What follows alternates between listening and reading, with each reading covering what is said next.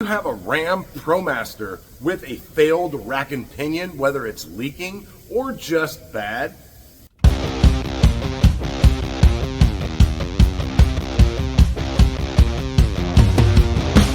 Multiple tone here, guys, and today I have a Ram Promaster with a leaking rack and pinion. I'm going to show you how to pull that rack and pinion out. It's very overwhelming when you look at this job because this rack is like this tall, and how in the world does it come out? Well, the bolts are really tight. It's not that hard of a job, but you are going to need a couple jacks. You're going to need some jack stands. And well, if you're in a shop, you should have everything you need.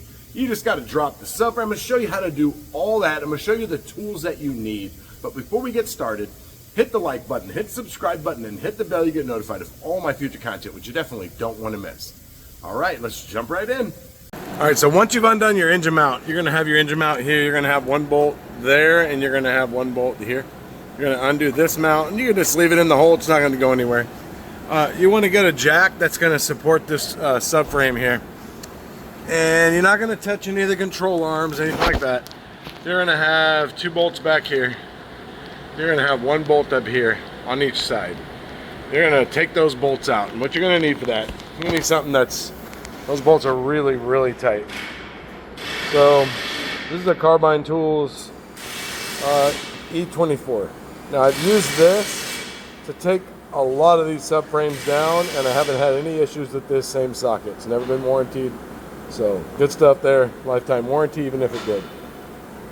So you're going to want some fat sockets. So these are the Astro Goliath sockets. The first time I used them, you can see the difference between the two. This is a regular 1/2-inch socket, and this is a Goliath. So what I'm using is a Koken Tools adapter here. You can go to Koken USA and use code Nuts and Bolts with Tone, and you get 10% off. So there's the part number right there for this part here. I'll show you why I have this. But anyways, so I'm going to use my V-Bore 3/4-inch impact to take these out. And why I have this is for this big guy here. It's a big 3/4-inch ratchet from Koken Tools. Look at the head on this thing. It's ginormous. Anyways, sometimes these bolts are really tight, and I have to use this guy to break them loose. So it's pretty long, a nice handle on it. It's pretty saucy. But anyways, so you're going to take those down. You're also going to have these two 21 millimeters on each side that bolt the rack to the subframe. So what I do is I take these out, and then I undo the subframe. Now before you go crazy and get everything loosened up, you're going to want to loosen up your two lines up there before you move everything, because then it makes it hard to disconnect them. You're going to have two lines up there. You're going to need to disconnect those. So because the rack sticks so far up and it goes straight up, we have to drop this cradle to get the rack out. So we got the E-Torx bolts out right here. So the E-Torx are E24, and I use the Carbine Tools. All my E-Torx and Torx and everything are Carbine Tools, so E24, we use that. And we're using the new Astro Goliath extension because right here, you got one bolt here, and you got to be able to come up through the control arm like that. Okay, and so these bolts are really tight. So what I'm doing is I got the V-Bore impact gun. Got the Koken Tools 3/4 to half adapter. This is a 3/4 impact, 3/4 to half adapter, and then I got I don't have any 3/8 extensions. Plus this socket is 1/2 inch. So that's what you're gonna do. You're gonna go ahead and take out these back two E-Torx, that one there, on both sides. You're gonna undo your lines up there. You're gonna undo your lines. And then we're going to have to, as we lower this, we're going to have to unbolt this little situation here. We got a heat shield, and we got the lines bolted down. So you're going to have like one clip here. You can go ahead and undo that clip. And then after you undo your line up there, you can move this line here. And then that'll move. That'll drop down. And from here, what we're going to do, you want to have a big jack under here, because we're going to have to drop this cradle enough to get the rack out from under here. So here you can see that the rack sticks up quite a bit through the vehicle. So we've got to be able to unbolt this and get that much of the rack out from above, because this is about where it's going through the cabin. All right, so once you get all your bolts out, go ahead and undo your rack here. 21s on both sides, 221s. You're going to have a heat shield up here. It's going to be 13 millimeter nuts, one on each side, front and rear. And you can see right there, it also bolts down the power steering line. So I'm going to go ahead and take that out. Now I've dropped the subframe down about as far as it's going to go. If I go any further, it's just going to be hanging because of the control arms. So what we're going to do is we're going to go ahead and take this off. Throw that over there. All right, so we got our power steering lines. This is a bracket that goes on the rack right there. This one is on the line here. We're not going to mess with that. We're going to leave that. But let's go ahead and put that line up there out of the way. This line is hanging down like that.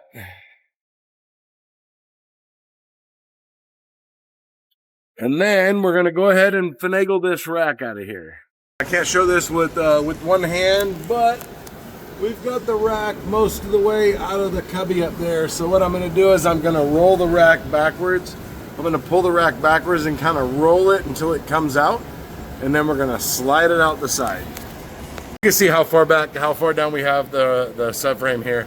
So you could do it two ways. You could pull this line completely over here out of the way, and then you can just roll the rack right out the back this way, or leave the line in place. And what I did was I just rolled it like this, and then I just walked it out this way, out the driver's side like that.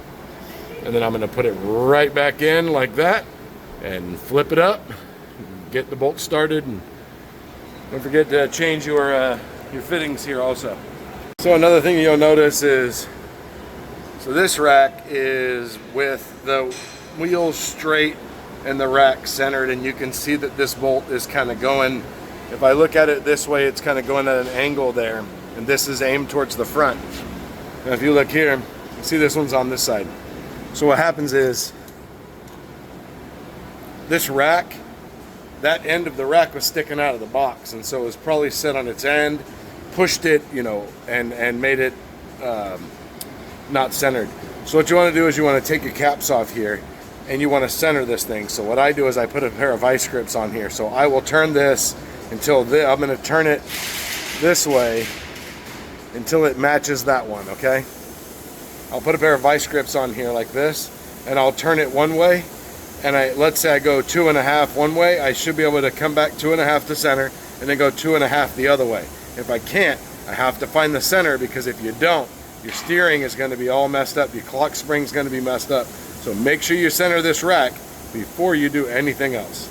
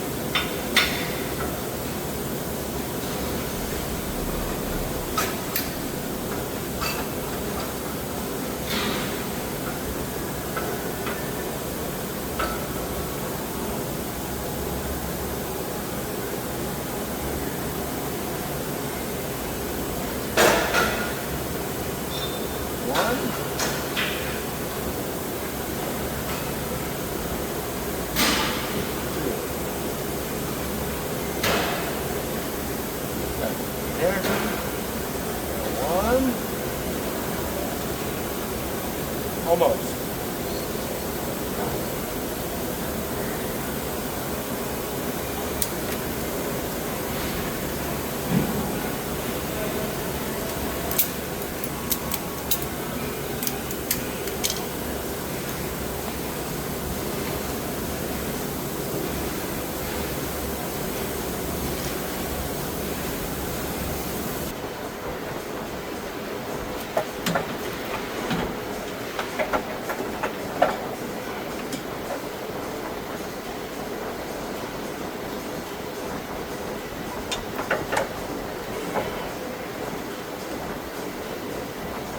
Now, one of the things that you're going to see is that I'm going to put the rack in place and I'm going to get the bolts, and I put the bolts in and I tighten the rack down. Don't do that. I end up having to unbolt it. What happens is when you're lifting the subframe up and if your rack is tight, because of the angle and it has to go inside the cabin, it doesn't line up. So you want those bolts to be out. Then you can jack up the subframe, finagle your rack around, get it up inside the cabin. Then, once you have it just about up, then you can get your bolts, start your bolts for your subframe, start your bolts for your rack, then get everything and start to tighten it up. And then from there, you want to make sure that you put your lines on, connect your lines, clean up all your power steering fluid, put your engine mount back on. And one of the things I didn't show at the beginning is you have to go inside the vehicle to disconnect the steering coupler. So the steering shaft bolts on to the top of the rack and pinion. There's one bolt goes through. Earlier when I was centering the rack, that one divot in the rack, that's where the bolt goes through. So your steering shaft is going to go onto there. You're going to disconnect that bolt, pull that shaft up. Now what you want to do is you want to keep the steering wheel from moving. So what I do is I put a seatbelt through the steering wheel so it keeps the steering wheel from moving while the rack is out. Then when you're all done, you drop it down, you reconnect that steering shaft. You want to make sure you bleed your power steering system, and it's best done with the front wheels off the ground. All right, now that you've seen this video, either you watch this video and say, you know what, I'm going to get at this, or you watch this video and said, no way, Jose, or maybe you just don't have enough jacks to do this job. Maybe you're at home and you got to do it, yourself. You're going to need a couple jacks. You're going to need some jack stands. Maybe you just don't have the tooling to do this job. And the bolts are really, really tight. So if you don't have big ratchets, big sockets, it's not going to work. So drop a comment down below and let me know if you've done this rack before or if yours is leaking, and let me know you're going to do it or you're going to take it somewhere. See you guys next time.